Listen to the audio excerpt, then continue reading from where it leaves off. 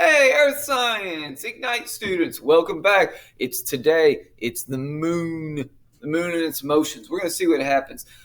Outside of the sun, the moon is the next biggest influencer on Earth from the solar system. It drives the tides. We mark it time. It's been observed for millennia. It's the only body outside of Earth that human beings have stepped on. It's incredible. The moon is awesome. So here we go. Lunar cycle, 29 and a half days. 29 and a half days to go from new moon to new moon. Not exactly 29 and a half days for the moon to go all the way around the Earth. We're going to talk about that in a second. All right, we're going to start with a new moon. In fact, yesterday, maybe today, was a new moon, meaning it's exactly in line with the sun and the Earth, and it's a straight line, and we can't see it. So we can't see it, but then that means tomorrow you're going to be able to see a little bit, and the next day a little more and a little more and a little more, and over 2 weeks we're going to get to a full moon. If it's 29 and a half days, if it's 30 days, then 15 days is 2 weeks. Every 2 weeks you go from nothing to full, and then full to nothing, and rotate on and on and on. So you're adding chunks every single night. So what are those chunks called? When it's just a sliver, when it's just a little bitty portion, you're going to want to say, that's a crescent. It's a crescent moon. Well, right after the new moon, the first crescent you're going to get to is a waxing crescent, because it's going to be getting bigger and bigger and bigger each night. Waxing comes from old candle making. You take yarn, you dip it in the hot wax, and they got one little skinny thing. You dip it again, and you slowly build up the wax, letting it dry each time until you get a candle out, right? So the waxing crescent moon is getting bigger and bigger and bigger until you get to half. Half we're going to call first quarter. So you start from the new moon, you've got waxing crescent, and then you hit first quarter. And then after first quarter, it's waxing, but it's now more than half. It's waxing gibbous. It's not a crescent anymore. It's perfect. It's a half sphere on one side and then some bulge on the other side. So that's a waxing gibbous, and then you get to full moon. Full moon happens, then you're going to start to shrink, but you're going to shrink from the other side, right? You're going to shrink, and so that what you've got is that the moon is shrinking from here, and so you've got a waning moon. If it's shrinking every night for the next 2 weeks, it's waning. So you've got a waning gibbous. Then you've got third quarter is exactly half, and then you have a waning crescent with what's going on. So the moon's over here, and you've got a waning crescent inside there. And then you're back to a new moon, and you start the whole thing over 29 and a half days. So that's interesting. Look at the pictures online. It's tough to explain. It's tough to draw in a good amount of time. It's just easy to see those pictures and see what's going on. Know the names, know what's going on. 29 and a half days is interesting. We did this the other day with a sidereal day and a solar day. They were 4 minutes apart. Well, we have a sidereal month, and we also have a synodic month, synodic, synodic month. They're not the same either, but instead of 29 and a half days, the other is 27.3 days. So they're further apart than 4 minutes, quite a bit. Here we go. Not to scale here. Sun, Earth, moon. There's our dot. There is the moon. Not to scale. The moon is going to orbit the Earth, but the Earth is also going to orbit the sun. So if we get to here, the Earth is moved and the moon is here. It's done 360 degrees. It is flat and everything is good, except it's not in a nice straight line with the sun. If I went from the center of the sun, the moon is not in line with that. In fact, you would still see some of the moon. It's not entirely dark. We're seeing the shadow of the moon. For the moon to get in line, we have to wait a little further. So both the moon's going to orbit and Earth is going to move. And so Earth is going to move here, and the moon is going to be here. And then from the center of the sun, dot, dot, dot, dot, dot, nice straight line. That's the difference. This is 27.3 days. This is 29 and a half. This is a new moon. That is a new moon. That's what we focus on as the lunar cycle. So in the same way we actually talk about the solar day, we're going to talk about the synodic month or the lunar cycle. The sidereal day or the sidereal month are really important ideas. They're concepts, and you need to think about them for astronomy. But for daily life, for calendar stuff, that's not what you observe. And so it tells you about the motion of planets out. When you look out at the universe, that's 360 degrees. That's an important thing, but it's not what we're going to focus on. Okay. Seriously, go online. I've got links, the specific places in the online book that have just the pictures that are going to be really useful for this. I have a question. When do we have eclipses? When do we have eclipses? All the time? Every month? Not every month? What's the difference between a solar eclipse and a lunar eclipse? So a solar eclipse blocks the sun from view, and a lunar eclipse, the moon is hidden from view. But what's doing the hiding? It's really nothing goes away. They're shadows. It's just shadows. Most of the time, the one that's far, far, far more common is a lunar eclipse. Earth, moon. Earth, because the sun casts a big shadow. And anytime the moon falls through that shadow, it goes into the shadow of the earth and you can't see it. That's a lunar eclipse.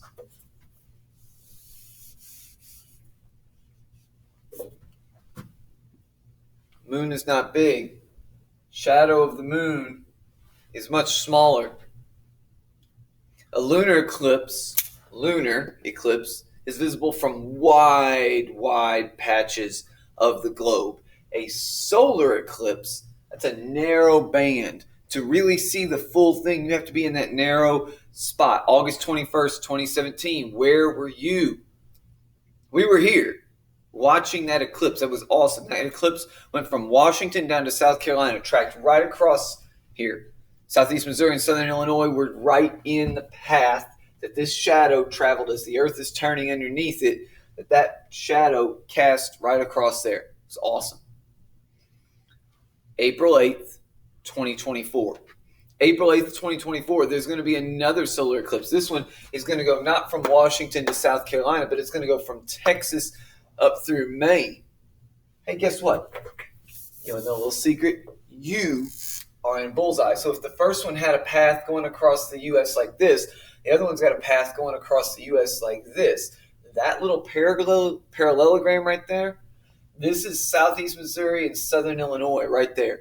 All of this, we don't have to move. We are dead center squared up for both eclipses. In fact, the dead center, that's somewhere in like Shawnee National Forest. This is awesome.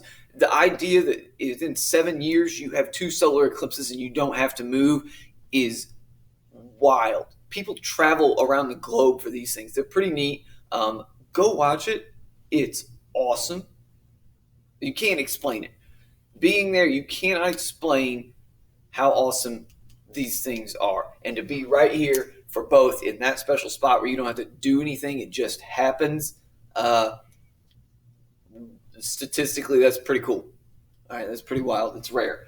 So enjoy it. But the solar eclipse is rare because of the narrow path of the sun. But I have a question. If it's just like that I drew, Earth, doesn't the moon go around the Earth? Why don't we have one of those every month? And one of these, like the moon's here and then the moon's here, like 2 weeks, every 2 weeks. Why isn't there an eclipse? Why? That's one to think about. That's an interesting one. We don't have time on the video. If you were in class, we'd answer, we'd banter, it's flat. If we were to look at this from the side view, here's Earth, okay, North Pole, we're going to exaggerate. So Earth goes around the sun flat like that. Okay, I'm trying to draw it 3D, but Earth goes around the sun flat like this, around for our seasons, this way. The moon doesn't orbit Earth on that same line. It's tilted 5 degrees, 5.2 degrees, in fact. So it's tilted, maybe it's tilted, instead of being matching this line, it's tilted this way. So if the moon is down there, where's the shadow of the moon? Oh, it misses the Earth. If the moon is over here when it's a new moon, Earth's shadow misses it.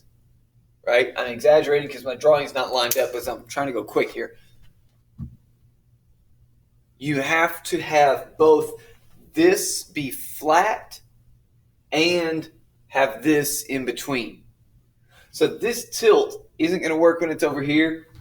It's not going to work when it's over here. Maybe when it's right here, okay?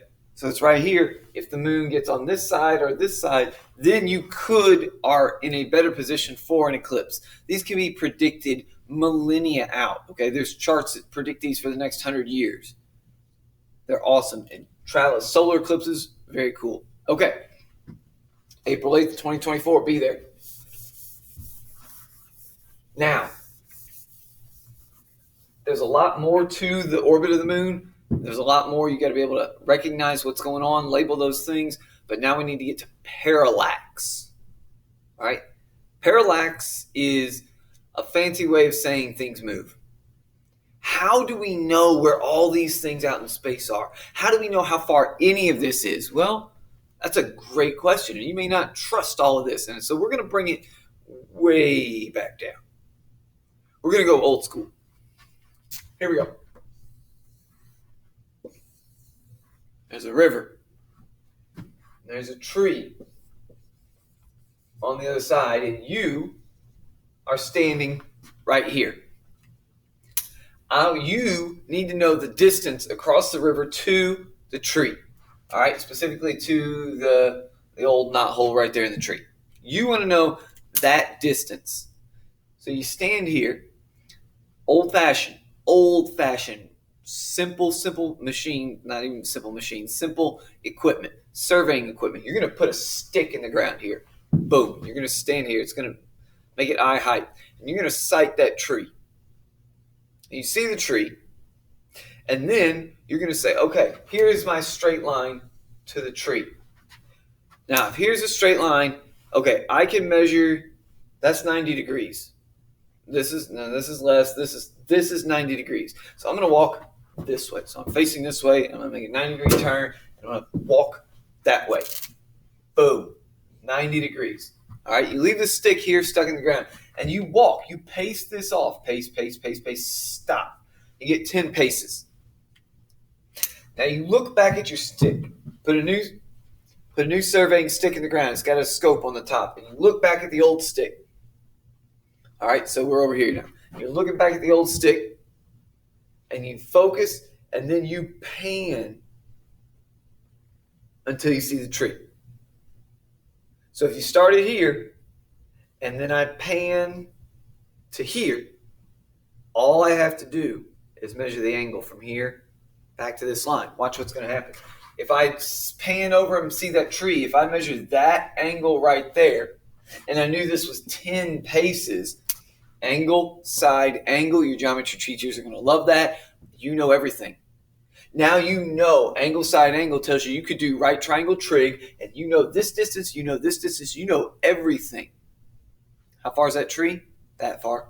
We just figured it out. Depends on that angle right there. Right? The further that angle is, the further back the tree was. You walked this. This is something you measure. You measure this distance and you measure this distance. And you make 2 observations here and there. That's it. If you know the baseline and the angle, you can measure distance to that. We can do the exact same thing, except make this a telescope, and a star. Telescope, planet. Telescope, moon. Anything. And we can get distance out there. Once you start to get to stars, this angle shrinks really small, and there are better ways to get distance. But to get the first distance, you got to get the distance to our sun. and then know about it to get the distance to the next sun. You build on what you know, and then you use other measurements to compare and move further out. It's even a simpler way. You ready for this? Hold your thumb out. Close an eye. Now switch eyes. Pop, pop, pop, pop, back and forth like that. Your thumb moved. No, it didn't. We all know your thumb's not going. You're not sitting there doing this. All right, what you are doing is you're moving where you're observing from. You're moving the baseline. So I'm making an observation this way, and then I close the other eye. Now I'm making an observation this way from the other eye. So I'm looking at this. What you're doing is the same thing, but you've got eyeball, eyeball, thumb, and it looks like the thumb is over there, and it looks like the thumb is over there, and you just have some wall, the back wall of your room, right? That's parallax. Parallax is the apparent motion of your thumb compared to the back wall of your room. It's because you moved where you observed from.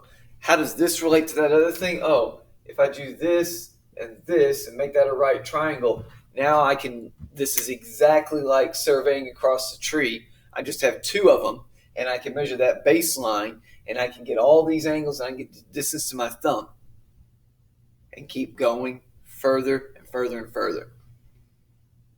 All right. Motion of the moon, names of phases of the moon, parallax in the beginning of surveying, so we have found a sound footing and distances. That's today. Have a good day.